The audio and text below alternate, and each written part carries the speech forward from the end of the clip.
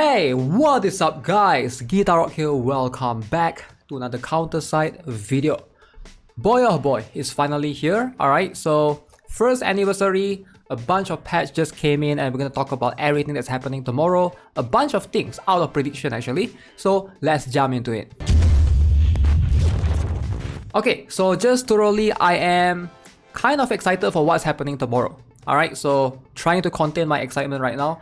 Some things were sort of being expected, alright, but some things was out of the ordinary as well. So let's talk about what are we having.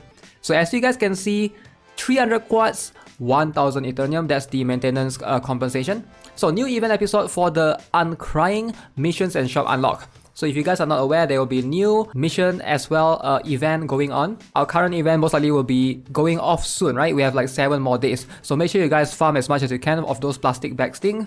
We'll have new challenge, all admin, training method unlock.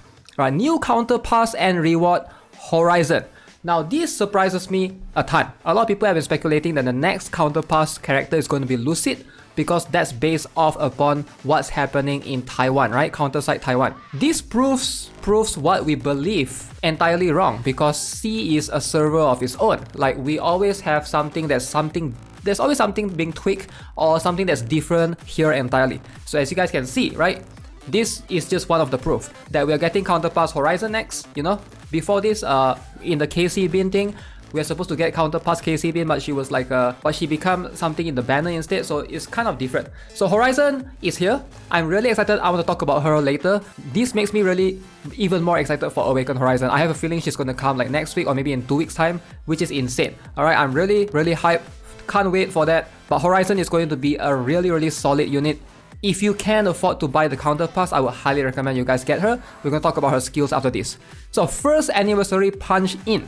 So punch in every day, get Fenrir Squad Awaken recruitment coupon, either Awaken Yumina or Awaken Hilde. Now again, I'm neutral when it comes to this, alright? For these Awaken sort of things, to be honest, I don't really care much. I care to the extent of other players, because in my own account, if you guys are not aware, I practically have all the Awaken. If you look at my account, I have all the Awaken. I have an E1 that I can basically farm every single day as well. But I haven't claimed it yet. But as you can see, my account is as good as it gets. No matter what Awaken they give, I'm gonna have all of it. So it's just more for players coming in. Like I do think that if they give more options, it's gonna make players feel more excited, because there's going to be players that don't have certain Awaken for sure, and this is going to give them more choices in general. But if it's Awaken Yumina and Awaken Hilde, which is something that we already expect because it's what had happened in KR server before, I feel like it's a bit underwhelming. At least that's what I feel. But again, some of you guys might disagree with me, which is fine. That's going to be what we'll have moving forward. I don't think you'll be getting out on day 1 though. You have to log in for a couple of days to be able to obtain it.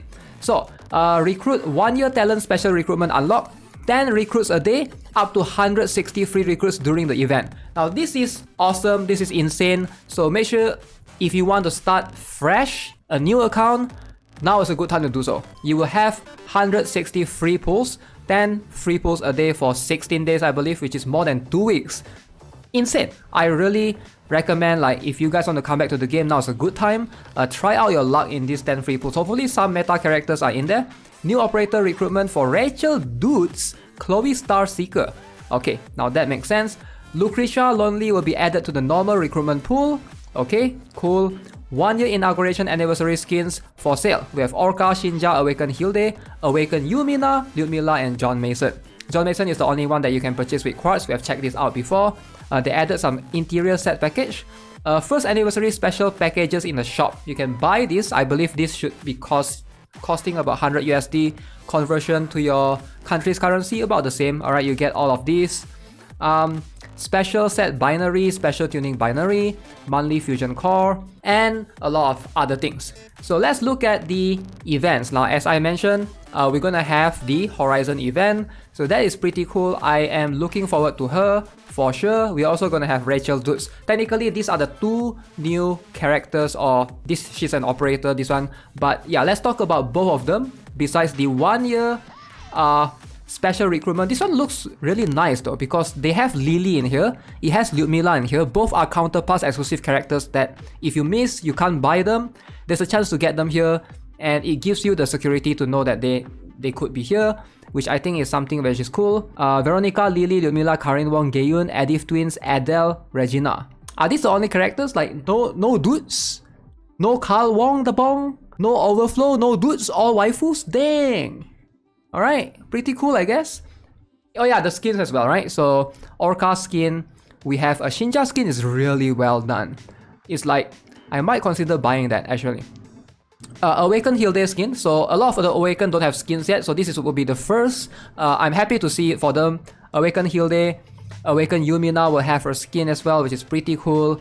We have Lyudmila with skin, and of course John Mason. So yeah, let's talk about Horizon in general. So give you guys a better idea of what she's capable of. Now, SSR Horizon, she's going to be much more of a defender that's really strong. Keep in mind she's a mech unit.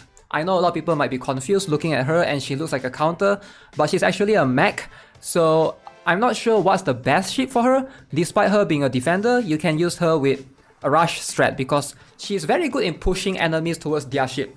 Alright, as you can see, basic attack, swings a metal pipe, inflicts AoE damage, 2 valid hits, and she has a knockback that damages only 3 targets.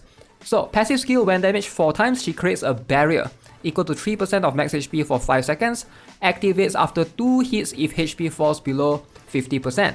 And she casts a barrier equal to 50% of max HP when her HP falls below half. Again, with barrier sort of skills, we all know who counters them, Paper Bean, so be wary of that. If Paper Bean is free, which he is this week, right? This week Paper Bean is free, so it's quite hard to utilize Awaken Horizon to her fullest.